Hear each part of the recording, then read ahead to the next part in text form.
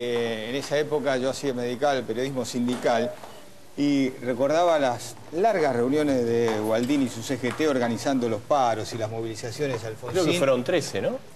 13, creo, sí. 13 Algunos o 17, dicen 14. no sé. Sí. Y lo veíamos a usted y el respaldo a esta protesta, a esta movilización que se hizo hoy.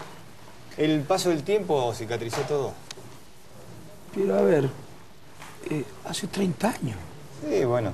Son países distintos, desafíos diferentes, actores distintos. ¿Qué tiene que ver? Igual es un Alfonsín entrando a CGT, que es un hecho periodístico, ¿no? Además nosotros no somos rencorosos y pobres de los países cuyos dirigentes se enganchan con este tipo de sentimientos y definen su posición en función de este tipo de sentimientos. Dios nos libre y nos guarde, sinceramente le digo.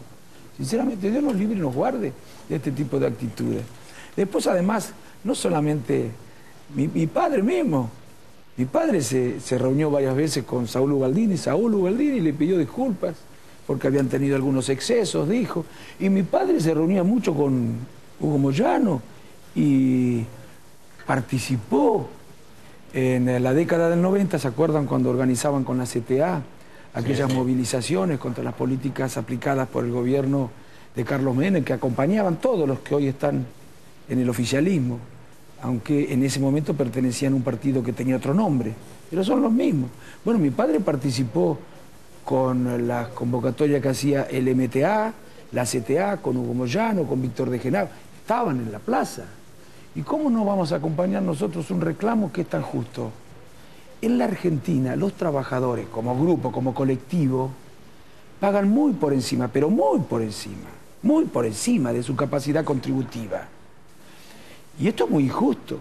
¿Es un impuesto al sueldo, el impuesto a la ganancia para los trabajadores? Y es, en muchísimos casos, sí. Yo no soy de los que creen que los salarios, ningún nivel de salario debe pagar impuestos. Una persona que gana 100.000 pesos tiene que pagar impuestos. Obvio. Pero en la Argentina, digo, pagan muy por encima de su capacidad contributiva. Y esto es muy injusto. Es un ajuste el que están haciendo, que lo pagan los trabajadores. Como usted dice, pasó tanto el tiempo, uno piensa, bueno, de Cavallo y Machini ahora, pasaron tantos años, usted dice, es el momento de cambiar, y sin embargo no se cambia nada. Pero mire, no solamente... La presidenta dijo, ¿se acuerdan cuando la 125? Y después lo reiteró, que la Argentina tenía uno de los sistemas tributarios más injustos de América Latina. Y es cierto, pero lo dijo como si fuera una tributarista, no la presidenta de la República, como si fuera una observadora que no tiene ninguna posibilidad de modificar el sistema tributario. Y es la presidencia de la República. Y se dieron dos condiciones que eran muy propicias, las más adecuadas, que no es tan fácil que se den, para discutir el sistema tributario. Una, mayoría en ambas cámaras. Y la otra, contexto de crecimiento económico extraordinario. Estas dos condiciones hacían que fuera el momento, estos años, los momentos más adecuados para discutir el sistema tributario. Gravar la renta financiera, no pagan. En la Argentina no pagan la renta financiera. La megaminería paga por debajo de su capacidad contributiva. El juego paga por debajo de su capacidad contributiva. Y quieren que al ajuste lo paguen los trabajadores. Y ahora lo van a trasladar, por lo que me enteré hoy, a las tarifas. Bueno, hubo un aumento de último momento, lo comentamos al comienzo con Edgardo, del 43%. ¿Y la inflación no era del 8, del 9? ¿Por qué aumentan? ¿No era del 8, del 9 la inflación? ¿Por qué aumentan el 40%? Que empiecen a sincerar las cuentas, porque han hecho un desastre, porque no son eficientes, porque existe el mito de que han manejado con eficiencia la economía. Alguno me dirá, pero ¿cómo si hemos crecido? Bueno sería que no hubiéramos crecido con un mundo tan favorable. Bueno sería. Toda América Latina creció, aplicando políticas distintas. El mundo era, no quiero ser ofensivo, a prueba de burros. No podía dejar de crecer América Latina. Ahora, fíjense, en un periodo de crecimiento como este, uno imaginaba que, bueno, luego de 9 años de crecimiento teníamos que producir más petróleo y más gas, sobre todo porque el precio del petróleo y del gas se fue por las nubes. No, producimos menos petróleo. Desde el 2003 fue cayendo la producción de petróleo y de gas. No es una cuestión menor, es muy importante. Y tenemos que importar este año por 11.000 millones de dólares, que sacamos de la economía argentina y la llevamos a la economía de otros países. Compramos trabajo en otros países, tanto trabajo que sobra en la Argentina, los ferrocarriles, heredaron un sistema ferroviario en muy malas condiciones. Ellos mismos los habían llevado a los ferrocarriles a estas condiciones. Pero bueno, heredaron un sistema ferroviario, pero 10 años de crecimiento. ¿Y cómo están los ferrocarriles después de 10 años de crecimiento? ¿Peor o mejor? Tan peor que antes. Las divisas, que son fundamentales para financiar un proceso de desarrollo industrial en la Argentina, no tiene solución la Argentina, y usted lo sabe, Marcelo, mejor que yo, si no industrializamos el país. No se ha hecho eso, no es cierto. Pero ¿saben cuánto crecieron las divisas en América Latina, en los países vecinos, Brasil, Perú, Uruguay, Colombia, Chile? Desde el 2007 al 2011, el 120% de promedio. ¿Sabe cuánto crecieron en la Argentina en el mismo periodo? El 5% de promedio. ¿Dónde está la eficiencia? Las rutas, los puertos. ¿Cómo ve ¿Dónde está la eficiencia? ¿Cómo ve, Alfonsín, a la presidenta? Porque bueno, este es el diagnóstico, buena parte del diagnóstico fue producto de la propia gestión del gobierno, el caso pérdida del autoabastecimiento petrolero, clarísimo. Pero ¿cómo la inflación? La inflación. En un contexto de crecimiento, el que debería haber superávit fiscal, superávit comercial. Porque cuando, bueno, sobre todo se sale de una dictadura y uno quiere dar respuesta a las demandas sociales que habían sido postergadas en la dictadura y no tiene crecimiento económico, hay estancamiento, bueno, uno se explica que puede haber inflación, pero solamente por ineficiencia hay inflación. Y además engañan, dicen que no hay. ¿Y cómo lo ve a la presidenta? O sea, frente a todo este panorama, ¿la ve dispuesta a corregirlo, aún con sus creencias? No, lamentablemente. Yo creo que no sabe de economía, no tiene la menor idea, no tiene por qué saber un presidente. Pero me parece que los que la asesoran, primero se contradicen entre sí. Y luego no me parece que se atrevan a decirle cosas que ella no quiere escuchar. Cambiar las políticas económicas. Le tendrían que decir, hemos estado cometiendo muchos errores durante estos años, los hemos podido disimular hasta ahora por el gran crecimiento económico, pero todo tiene un límite, hay que hacer algunos cambios. No lo quiero oír y no se la animan. En lo institucional no va a cambiar, porque no creen en las instituciones. A ver. Bueno, a propósito del tema judicial, sí. ¿Cómo recibió usted el anuncio del gobierno de democratizar la justicia? ¿Qué quiere decir eso? Que democraticen la administración pública, por lo pronto.